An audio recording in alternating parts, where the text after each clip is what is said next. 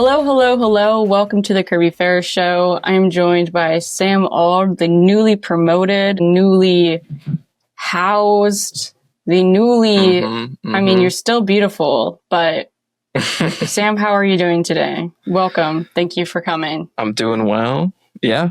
Thanks for having me on, every episode. It's fun. It's a pleasure. I'm doing well. Work wasn't too bad. Just adjusting to some new hours. So here we are. Unpaid lunch breaks need to go. Sam had to adjust from 9 to 6 to 8 to 5. When I was working, I just didn't eat lunch. So that, power hour, go through it, get some Celsius, keep it going. But you're boy, so it probably doesn't work that way. Guys, obviously, we're on YouTube. You should go like and subscribe and follow on Instagram and such. But if you are listening to this, please go to YouTube because my face is absolutely sparkling today. My complexion is 10 out of 10. Hasn't been this way in a while. I don't know what I'm doing, but it's working for me. So if you want to, you have to come see this because we may not have it for another week. So while we're here, and we're talking about how beautiful I am, I will go through the rundown of what we're going to go over this show. So WNBA All-Star, talked about it last week, but now the teams are set. Napheesa Collier and Caitlin Clark had a draft, quote unquote. So they picked their teams, and honestly, a lot of choosing of favorites and choosing of friends. And I would say Napheesa Collier's team has a leg up. It's looking a lot better to me. We're having, it's hard nose versus shooters, basically.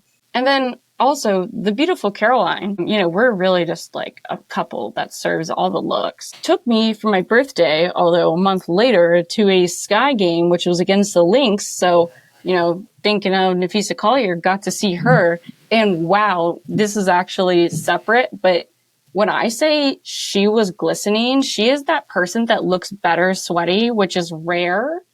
Hopefully you don't see me get sweaty because I'm in a claustrophobic closet with no AC. But, I might look just the same as Napheesa Collier. But man, they are tall in person, and I don't know. She's so beautiful. Caroline was like, well, obviously the Lynx are the, more attractive team. And I was like, well, beauty's in the eye of the beholder, but I agree. And lastly, I'm going to go over Love Island as teams, NFL teams. So we'll give you a breakdown of our last couple of 5 couples. I'll give you I'm going to explain Love Island to Sam via the NFL. Maybe I snuck it in there, Joe Burrow on quarterback is sensational. I wanted to cut it out. I had it in the rundown, but probably going to cut it out for time because I could go on and on and on and on about that man. And now we have so much footage of him. It's really spectacular. It's a treat. You all should go see it. It's on Netflix. Honorable mention. Who deserves to be championed on the Kirby Fair Show? Yet, maybe not our ministry. Not this week, at least. Iga Swiatek and Jannik Sinner are both first. Jannik Sinner. Iga Swiatek and Jannik Sinner. I was like, no way they both start with SW. Are both first-time Wimbledon champions. Let's go the British, I suppose. You put on a great event every year. Sinner dethrones Carlos Alcaraz 3-1. Iga defeats American Amanda Anisimova, who was 13th. I don't know why I put that in there. 2-0. So a good old sweep-a-deepity. Girl didn't stand a chance. Oh, because she was the 13th seed. But this was all because this weird seeding. You're saying, why is the third playing the seed playing the 13th seed? Usually it's more condensed towards the top here, Sam. Well, if you heard about Coco Gauff a couple weeks ago, going out in the first round, that was not a anomaly. Wasn't the only one. Year, yeah. this year, I don't know why I'm talking about like this. It was a weird women's tournament as 23 out of the 32 seeded players were out in the first round. That is completely, like, totally rare. And, you know, talk about the up-and-comers or the girlies that, you know, took a maternity leave and now are out of the rankings, you know. We're all here. Any day you can lose, any day you can win. That's all I have to say, Sam. It's true. I have more honorable mention, but that's all I have to say on that. Also, shout out LSU. Of course, we won the College World Series. I can talk about it forever. But the MVP, LSU's Cade Anderson, was drafted 3rd overall by the Seattle Mariners. And the first pick overall, T, was a 17-year-old shortstop, Eli Willits from Oklahoma. Notably, he's not a pitcher, which typically the first pick overall is a pitcher, which doesn't really make a ton of sense to me. If you have a nice shortstop, you have a great game. And the pitchers are 1 out of like 17. So who knows? I think it's a good call. But also he's 17. So like generally you don't know what you're going to get out of a child. Sam, were you going to go pro at 17? No, I think I was in the marching band at 17. You know, playing tuba, but I wasn't going tuba? pro I was playing about tuba. To say. Yeah, I was good, you but I wasn't been up pro. There. Could have gone up there with like Yo-Yo Ma, Any Symphony, Any Day, Toe to Toe. Yeah. And also today announced that the Portland WNBA team, which we don't remember it being announced, sorry Portland, is also coming back as the Portland Fire. Sam, next year, 2026. We found initially some pretty early problems with this name. Notably, when you go to see the logo and you search Portland Fire, you find Portland on fire. Mm-hmm. Unfortunate.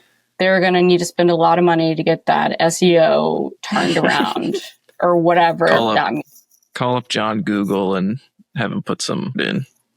Old John Google just chopped down a cherry tree and then sprouted the entire internet. And he took over Bing and all competitors and said, no, we're Google. Try us. You'll love it. Give it a go. Stop it. I'll start, Sam. Well, it's fresh in my mind, of course, with Kirby Sky Game recap. Kirby Sky Game recap. I'm actually going tomorrow, too, but it's at 11 a.m., so hashtag free time. So the Sky are actually playing in DePaul University, which is very different from DePaul University. I thought those were the same thing because my English teacher in high school went to DePaul. So then I was like, look at that. And then they're different. Completely not relevant, except they're two different schools. And if you're confused, anyone listening from high school, they're very different. One's in Chicago, one's not.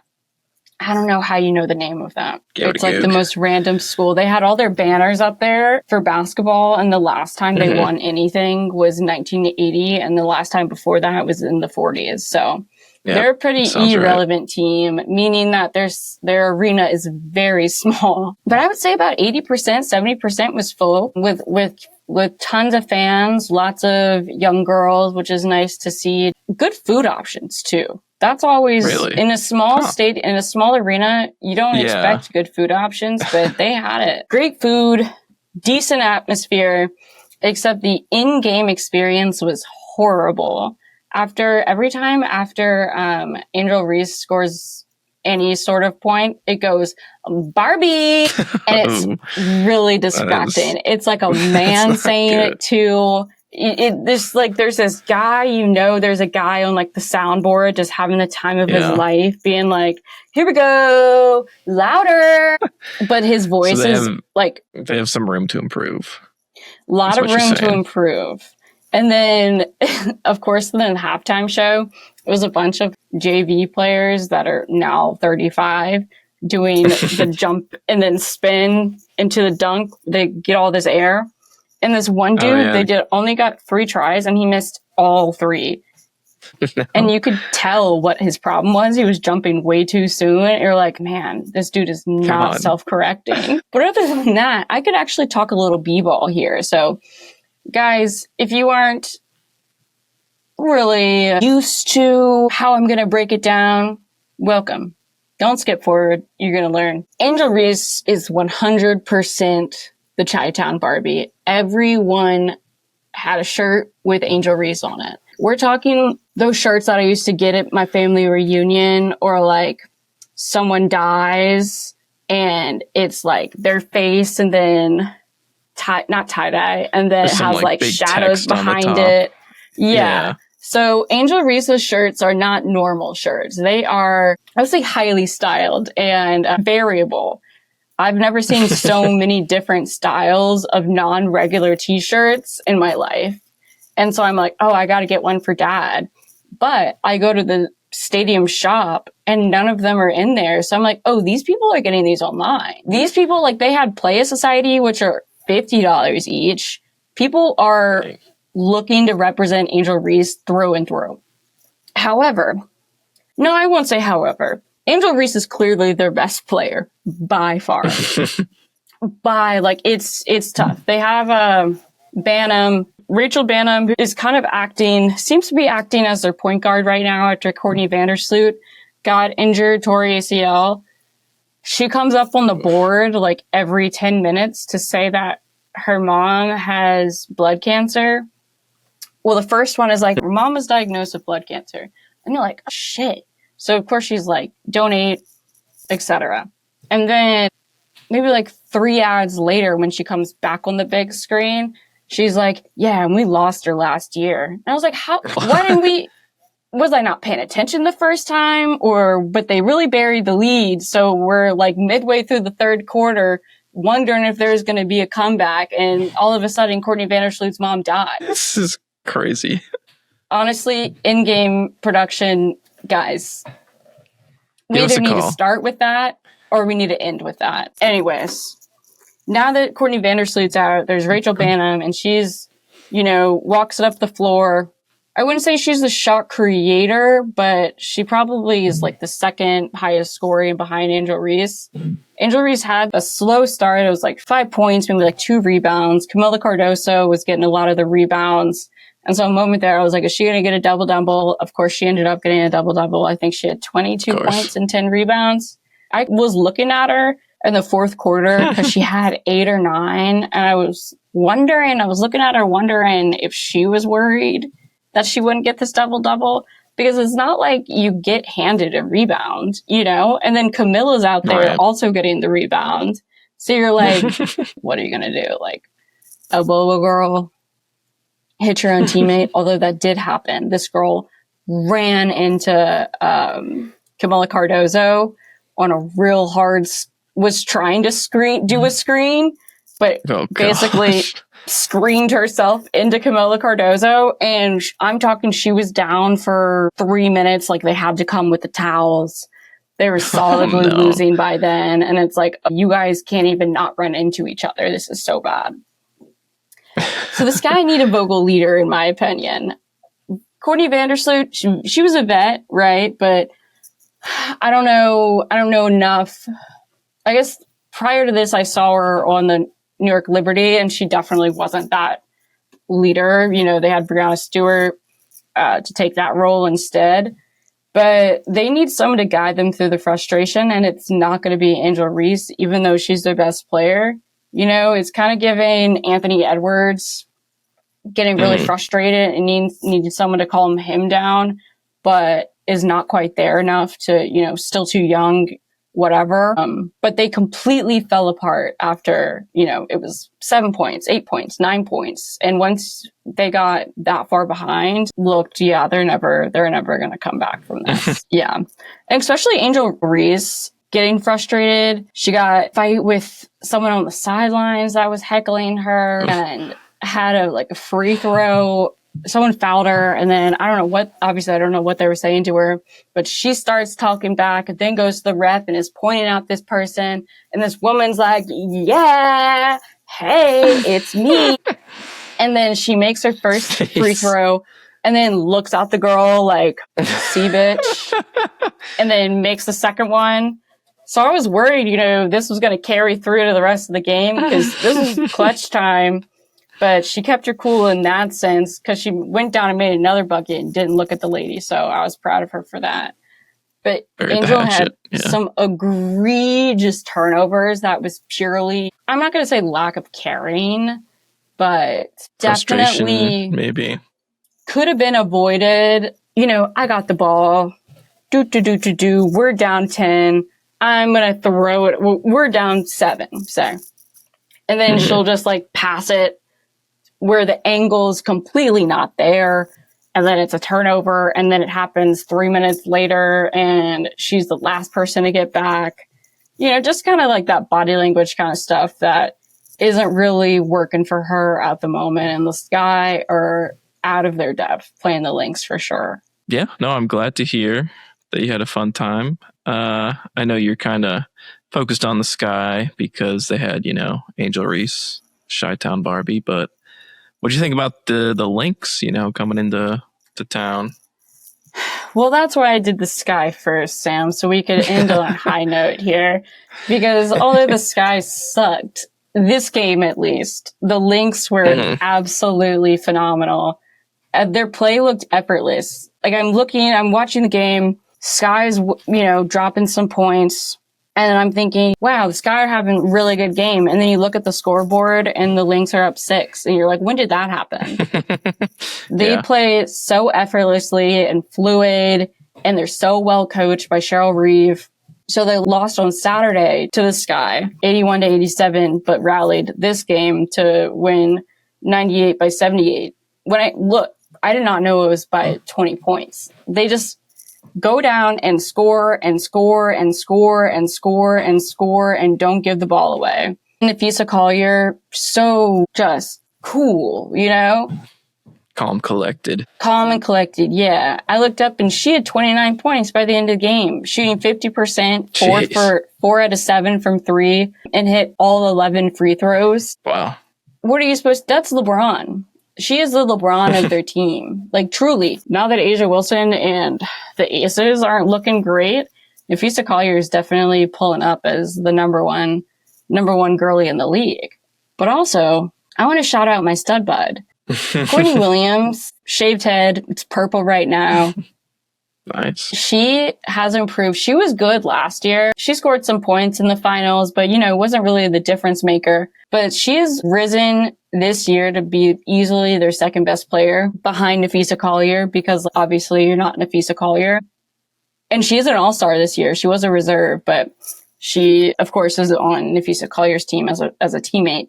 But last night, she had 18 points, 8 rebounds, again, despite being 5'8", and led the team in rebounds, assists, and steals. Sorry, that took a second to set in. She led the team in 3 categories, and she's the smallest on the team. Jeez. In rebounds. Come on. Rebounds is crazy. Yeah. And steals. So there's Courtney Williams, right? And she's a part of Studbudz with Natisha Heidemann. They have their own thing going. They're newly celebrities. You know, they're making themselves celebrities. But look, Courtney Williams' dad, I don't know if you've seen him he's on my feed. He was taking selfies with everyone. We were sitting, actually where we were sitting was right in front of the family section for the Lynx. And he got up maybe in the fourth quarter, no, at halftime. And I was like, Kelly, that's Courtney Williams' dad. He's like, who?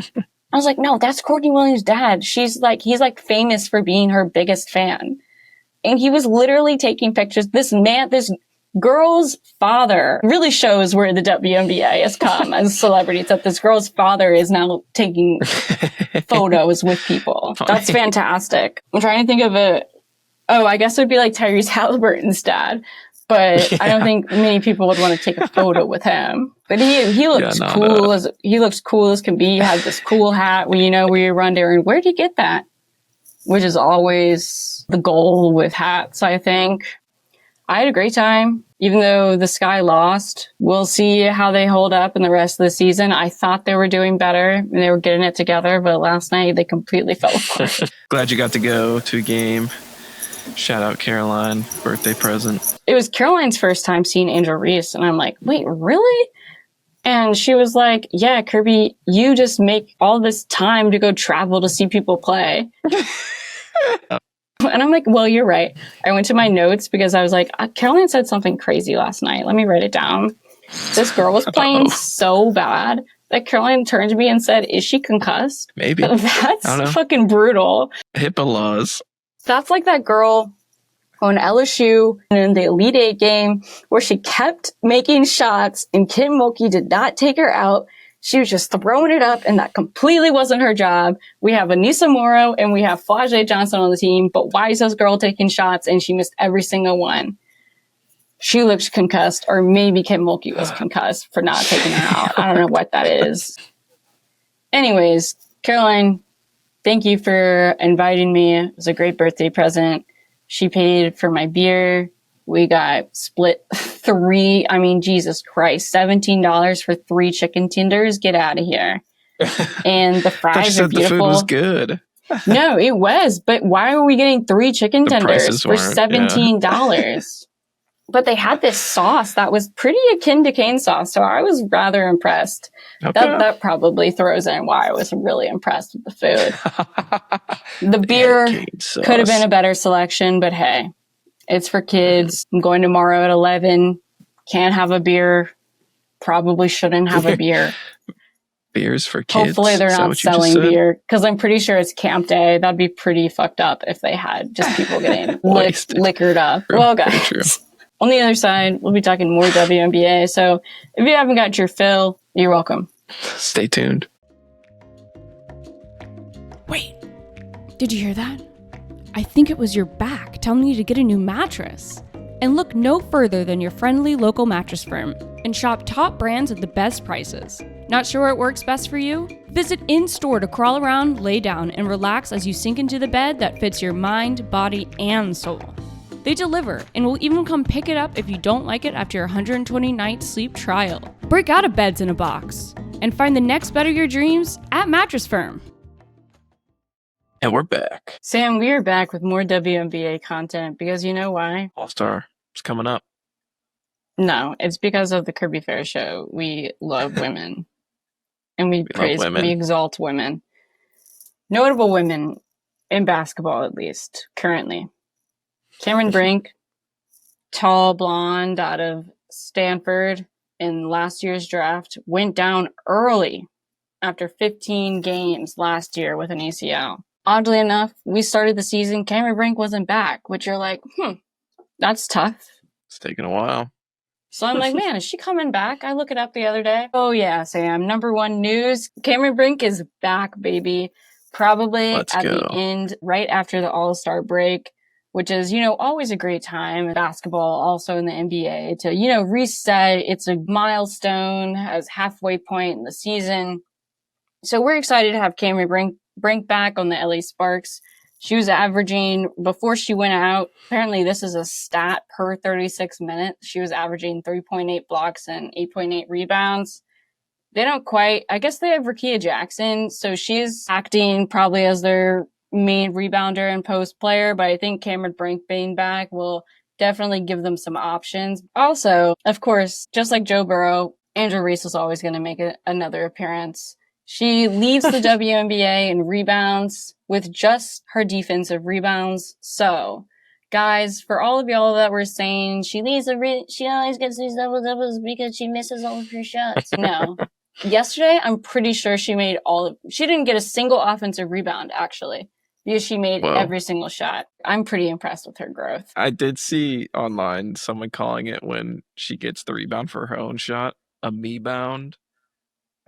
I thought that was pretty funny, but yeah, but now she's made her whole brand called she doesn't get any me-bounds. She's got rebounds, no me-bounds. No me-bounds, but now she's getting money off of me-bounds because you can get it on a sweatshirt and a t-shirt and probably a hat. She trademarked it. She said, "Thank you guys for this idea, everyone that was hating on me, and the proceeds are going to online bullying," which I think is what I said that to Caroline. I said online bullying. She was like, "What?" Anti-online bullying, guys. Stopping it. She is not, although I could see it, it's just funding bots to cyberbully people would be pretty funny, but no, it is going to stopping cyberbullying. So thank you, Reese. Shout we out. raise a cup to Angel Reese and her philanthropy. But Sam, we've been dancing around the All-Star game for a little bit now. because it is where the peak players of the WNBA convene. Stars. It's the stars. We have some breakout stars. We have some, hey, girly bop, good for you this year. Now you're an all-star. You know, it's a good time for a comeback player of the year getting recognized, which, you know, it's always tough when you're in like your 6th season and they're on the broadcast saying, yeah, it's her first all-star. She really worked for this. Last year, woof. But this year, sometimes it's not a positive slope. Sometimes, you know, we got a sign function, and that's okay. I know, bringing in math. Progress isn't linear. That's what I always say. That is what you always say, and that is a saying I learned, like, again a month ago. So, you know, what's really good about that I'm so not aware of things, is that these slogans that everyone has heard their entire life is really inspirational to me at the age of 26. I'm like, word, wow, I needed that right now. That's a really good piece of advice. Yeah. But the WNBA draft really just resembled picking kickball teams. You know, you're on the grass, hopefully, sometimes, depending on where you went to school, you're on concrete, and that's never good because, you know, I play where I'm on the ground. You know, you pick your friends to fill out the team. How was your experience with kickball picking? Honestly, I can't think of like an example of like a traumatic event.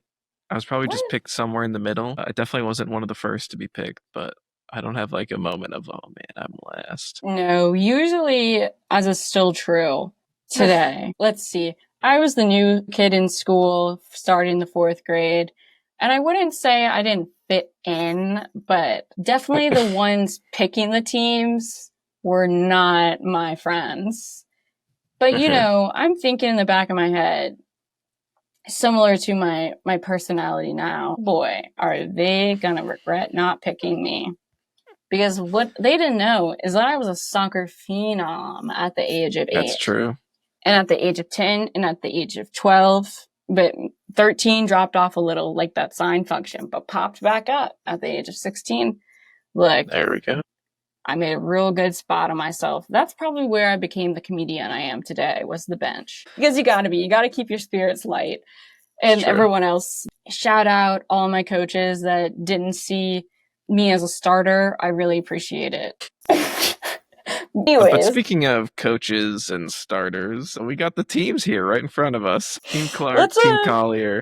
Let's break it down, Sam. Yeah, I'll go through the teams. So obviously we have the 2 captains, Caitlin Clark and Napheesa Collier. We'll start with Caitlin. I think this is in order, like Kirby just told me. Yeah, it's in order of being picked. Team Clark, we got Aaliyah Boston, Sabrina Ionescu, Asia Wilson, pick 3rd.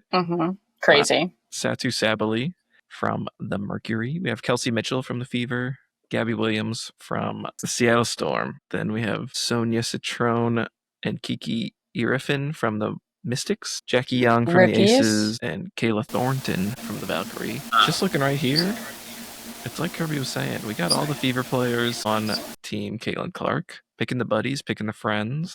Every single Fever player that you could have drafted is picked by Caitlin Clark. Yeah. Interesting. I mean, hey, I get it. Trust what you know. You know, she's feeling comfortable. She went for comfort. I think they're going to be really upset that they don't have Angel Reese on their team to get those rebounds. Hopefully, but they got Asia Wilson. Yeah. I know, but Asia Wilson has been dominated by Angel Reese in the past. Not often, but has been. And also Breanna Stewart to get on the boards as well with Team Collier. See, Napheesa Collier made a great choice. Didn't go teammate, went Breanna Stewart. Following Alicia Gray, who I'm going to see tomorrow, actually.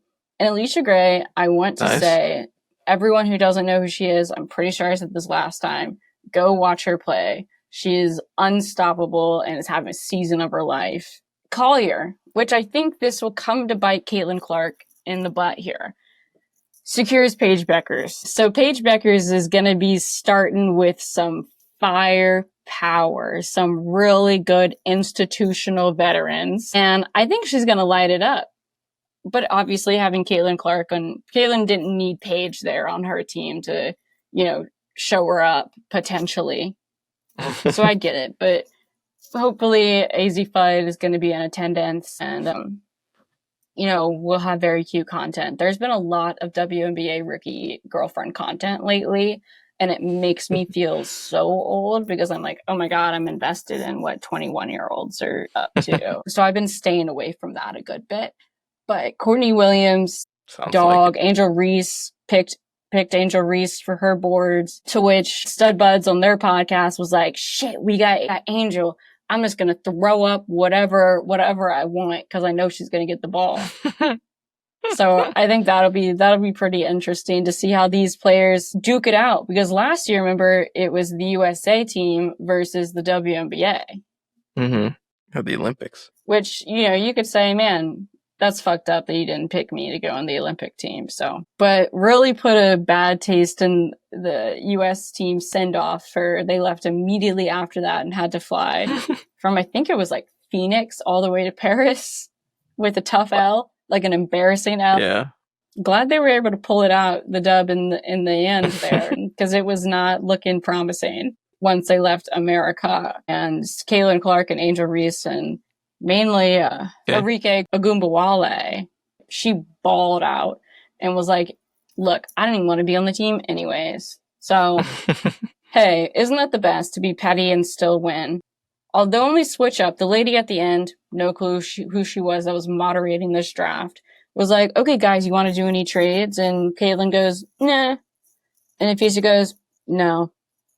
And then they go, I don't know if this is against All-Star rules, but we're going to make a trade for our coaches. So I don't even know who's coaching Caitlin Clark's team.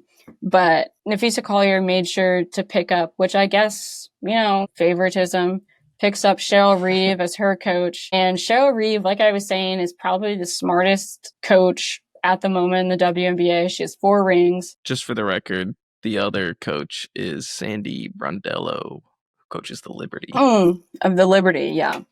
I think that'll be good. It'll be fine. Sandy's a great coach. Obviously won the championship last year, but she's no Cheryl Reeve. And Cheryl Reeve, I think it's like Cheryl Reeve knows that. Cheryl Reeve's like, fucking test me. You know why we lost?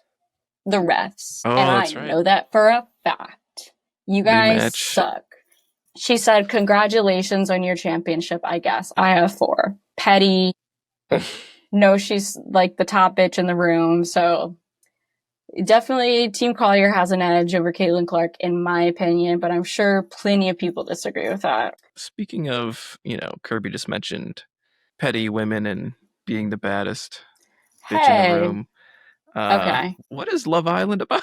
Does that apply to Love Island at all? I need to learn. Only there were a way for me to equate something I know with Love Island, which I don't know. So Love Island has come to an end, actually. It ended on Sunday. I have watched half of the finale. So, guys, right now, I've deleted Instagram, actually, so I'm not spoiled. And Caroline knows who won, so she's getting pretty upset day by day. I did see, I don't think this is a spoiler. I saw I swear to God, Sam. I saw a tweet yesterday, from the Love Island account, where they're like, thanks for a great season, just make sure everyone keeps positive, and everyone's like, what? Why would they say this before the finale? Oh my God. That makes me think I have this really bad habit of if I think something bad is going to happen, in my view, that I just won't watch it. Like, my friend told me that in Drag Race, maybe 2 years ago, this one girl was going to win, and I really wanted the other girl to win. So I just didn't watch it for probably a month, and then I go watch it, and the girl I wanted to, he just completely lied to me. Once we come back, I'm going to explain to Sam Love Island via NFL teams. So whether you know NFL teams, you're going to learn about Love Island. And if you know Love Island, you're going to learn about NFL teams. That's right. That's the reverso. See you on the flip side. What's up, guys? We all know that Schweppes has the best carbonation in the game, and it's more affordable than ever. Or maybe it just seems like that because I didn't have income in college. Well, anyways, We're talking club soda. We're talking tonic. We're talking even ginger ale. You think you know what a vodka tonic tastes like? If you ain't paired it with Schweppes, you're all wrong. Kiddo in the backseat threatening to hurl if you don't stop? Swing by any gas station to pick up only Schweppes ginger ale and feel your shoulders relax. Crisis averted. Schweppes. Always sparkling. And we're back. Sam, so I'm so glad I got up and left a little hole because A, I needed air, but B, I forgot my favorite part of last night. Foam finger. Foam finger. Let's go. Shout out Canes. It says Raising Cane's chicken fingers. I won it. Oh, and then of course One Love. Played some Plinko. This was the top prize. So I'm going to be super annoying. See, we did like oh my God, look how much I'm sweating. It's not coming through on my camera. You know you're sweating if you can tell in a white tee. These summer months, aren't they beautiful? I know. Oh, it's even more summer than sweating through your white t-shirt is Love Island. Specifically, Love Island USA has taken over the world. And it's over now. But that means I get to discuss it with Sam here to make sure he knows what's going on and why these people are popular for the rest of the year. So I'm going to go over the couples that made it to basically to the end of the season. 4 made the finals. Dramatically kicked off right before was Ace and Shelly. And then before that, as we were all seen, all predicted, Taylor, which is making Oklahoma relevant, as well as that shortstop 17. So I feel really blessed that the world heard my call to explain Oklahoma, and now we're getting a lot more visibility. And we're including, of course, the Final Four. So Sam, I'm going to start with Ace. Have you heard anything about Ace? He's short. No, I don't know any of these people, honestly. Okay. So he said he's 5'10". He's totally 5'8". He's from LA, and he's like the guy that does, you know, you see the people from other countries learning how to dance from like a black dude, and they're doing like the cha-cha slide. I guess so. Like getting ready to dance at the cookout. He starts off the season saying, yeah, I'm a dance instructor. Man teaches people how to dance over Zoom and makes content, which we love. People love it. It's pretty funny. It always gets likes because the guys are insane and he's being like, move your shoulders more. So I named Ace Tampa Bay, specifically the Baker Mayfield era.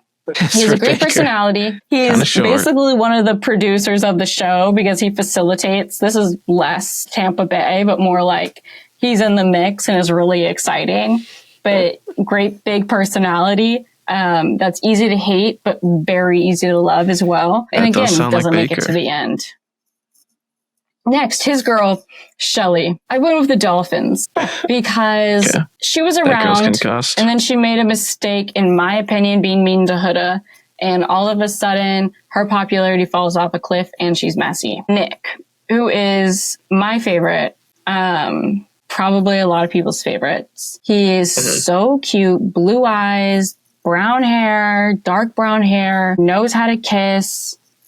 Look, very honest and funny. I went with, he had some ups and downs. Though, for sure. Namely, this girl, as soon as he became exclusive with, she got kicked off the show for saying some slurs in the past. No. Yeah, which, look, Harrison Butker has said some things. But this is not relevant to that. Nick is the Chiefs because it somehow always works out for him. Because after Sierra gets kicked off, you know who walks right back into his life? Olandria. A tall drink, beautiful chocolate milk. They've been kissing all year long. You know, it's last play of the game. Guy on the Ravens drops the ball. Sorry, Mark Andrews. You can't be the Chiefs. Always works out. True. Olandria, the other girl, I went with the Eagles. You know, she seems like things aren't going her way, even though they're winning the entire time. Everyone's like, you know, fuck Nick Sirianni. But again, they're still winning. And you're like, man, what's going on? So she was with Taylor for a while because she loves the countryman. And then Taylor went ahead and switched at Casa Amor. So you're like, damn, Olandria's fucked. and she was really into Taylor, even though Taylor like low-key wasn't into her, but we just assumed it was gonna be there. Mm-hmm. And he switches and gets Clark, which we will talk about later. But because of all of that, it seems like things aren't going her way, but it's actually fine, and she ends up on top. And with Nick, the cutie of the island. Does that make sense? Pausing right there. Yeah. Mm-hmm. If Alandria is the Eagles, would you say she has a good tush that you'd want to push, or? Oh, she definitely has the booty of the season. And you know why? Because Megan Thee Stallion came to Love Island. Oh my gosh. Megan Thee Stallion came to Love Island and they did a twerk off and she won. All right. So I can actually have the answer to that question. One other thing. So I don't know the show, obviously, and I've only like kind of picked it up on social media. Are people leaving the island by being voted off by fans, or is there another method of leaving the island? So early on, they did a lot of people on the island had to choose. So it would be like people in danger or like vulnerable if they didn't get coupled up with someone. So of course you're single and vulnerable. I gotcha. Yeah. Which is kind of like losing your, honestly, kind of like having a bad kicker. The best you try your hardest and then it gets to the end and you can still get kicked off the island. Yep. But yeah, so early on, these people would be vulnerable and then maybe like 3 or 4, right? And then you could pick 2 people to save and 1 person to kick off. So that was early on. And then it became America's decision. So they choose like top boy and top girl or top couple. And then those people will get kicked off. Following? I gotcha. Yep, I'm following. Okay. So this one, it took me a little bit. Huda. There are a lot of people, Team Huda, anti-Huda. Huda's the girl that came in and told the guy, Nick, and then we got that click that was like, I'm a mommy. Mommy? Okay, yeah. I'm a mom. Mamacita? So that's where that came from. That's Huda. And then I loved on Family Day, her sister came and she was like, why the fuck did you say you were a mommy and not a mom? Like, that was so weird. And I was thinking the same thing. Why would you go up to, like, the number of things that could mean I'm a mommy? Like, of course Nick was confused. It's a connotation, yeah. There's so many connotations other than the fact that you have a 3-year-old daughter. I'm doing another pause. This is all, they're like, as the season's coming out, they're still on the island, right? And like, no phones or social media or anything. Yeah. Is that right? Okay. Yeah. So we get what? We're in the midst. Where was I? I was I was at the LSU game. And I turned to William. I look at my phone. I turn to William. I'm like, oh, I guess we're in war. And then I immediately think, they'll never know that on Love Island. Yeah. They're just going through life like we are not at war. That's crazy. It's pretty crazy. But anyways, Huda, the Steelers. She's always relevant because she makes herself relevant. She makes herself the center of attention because that's just her personality. You can't hate her for that. But, take some really big L's. That's all of her fault. She's kind of insane. Let me think of an example. So to use Love Island language, Huda got paired up with Chris this is what we're talking about, because this is when Shelly became a heel to me. So after Casa Amor, Shelly was sort of talking to Chris, but she had Ace back home. We remember Ace, the Tampa Bay. Back in the island. And Ace was really like, I miss Shelly. And the way he says Shelly is easily my favorite thing in the world. It turns out her name is actually Michelle, which we learn by her like family showing up and writing letters. And they're like, when did you start going by Shelly? And I'm like, love a rebrand. But Huda goes and pairs up with Chris and says, okay, like, I want you to still be able to explore Chris, and also like Shelly, since you were torn between Chris and Ace, like, I'm gonna bring them back so y'all can keep exploring. She tells Shelly this, but she does this a lot. She totally tells Shelly like 5 minutes before they have to make a decision so she can say, well, I let her know. It's not like I blindsided her, but not like the girl has any time to think through it or like argue about it. But anyways, so they do this heart rate challenge, which they do all these sexy shit on each other. and see whose heart rate raised the most. And she picks up Ace's small ass, and does this crazy dance on him, which I didn't think was that bad, but everyone else was like, I think it was a little too far. And then Huda's saying, well, you guys are always saying it's just a challenge, but now you guys are mad at me because I took it too far, etc. Then Shelly is like, fuck Huda, I don't want to be your friend anymore. Literally says, I don't want to be your friend anymore. And Huda's like, what did I do? Huda, you have multiple things that you did. Whether or not I think they're bad, which I don't, I'm on Team Huda 100%. She did it to herself, and she's taken L's because of it. And it happens multiple times. She's actually insane. But we love it. I love a crazy girl.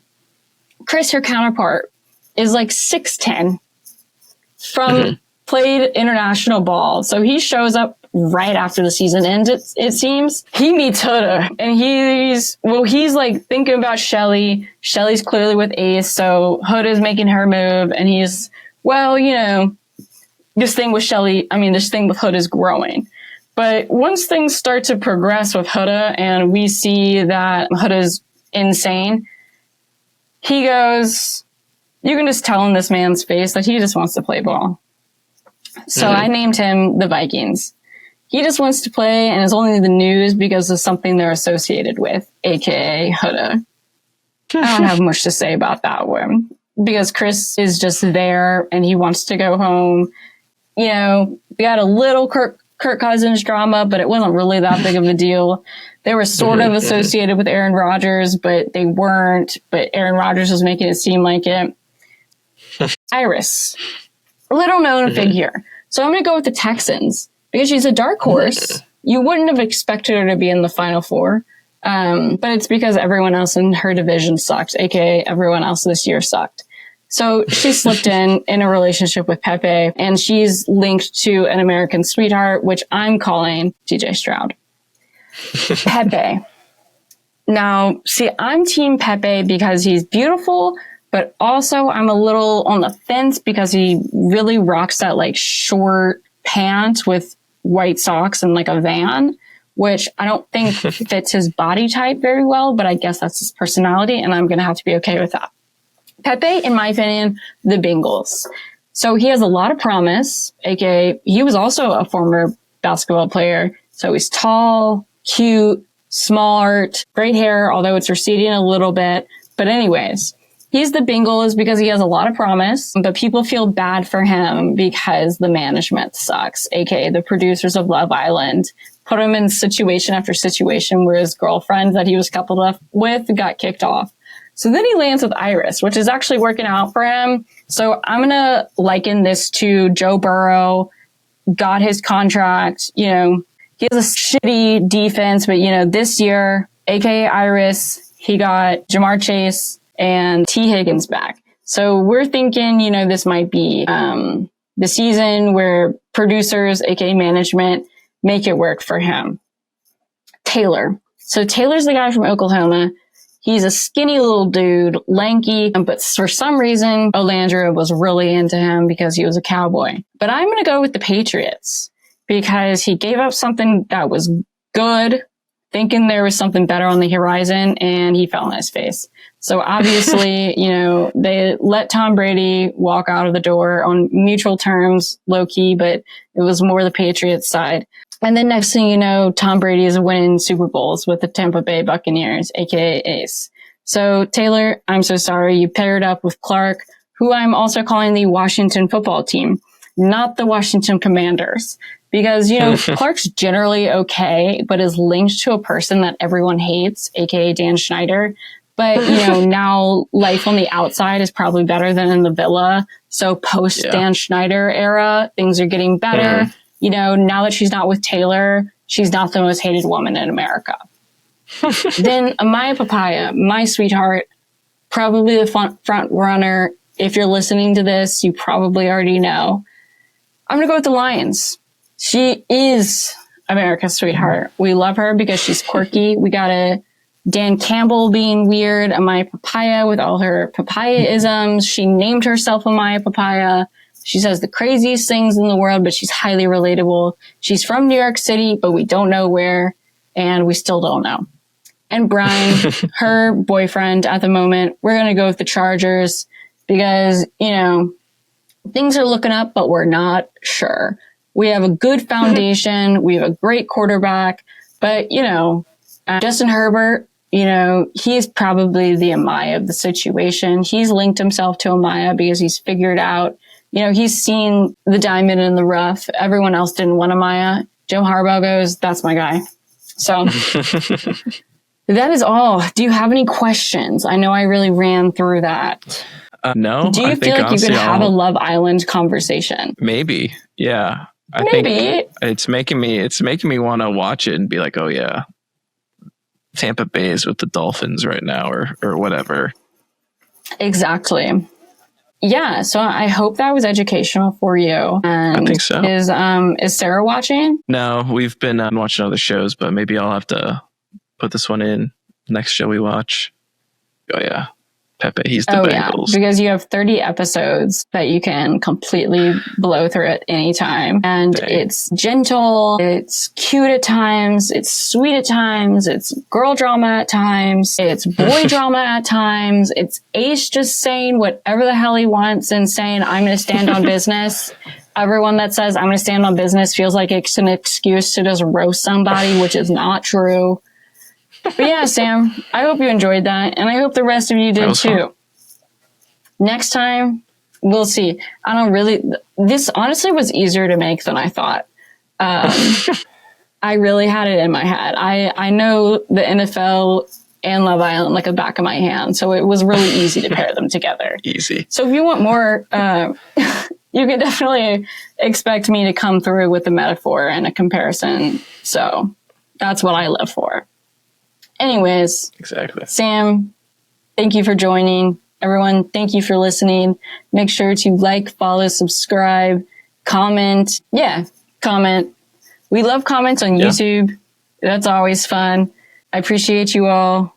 And Sam, definitely watch Love Island. I'm going to watch Love Island and finish it after this. I hope Amaya wins. If not, I'm going to be devastated because but then it's Nicolandria, you know, the dark, like they were together, they weren't together. But the way Olandria looks at Nick this entire season, I mean, the girl's in love and Nick is just there trying to figure out his life. Like all of us. Like Sam said, progress isn't linear. So we'll see you all on the next episode. Thank you for joining. Goodbye.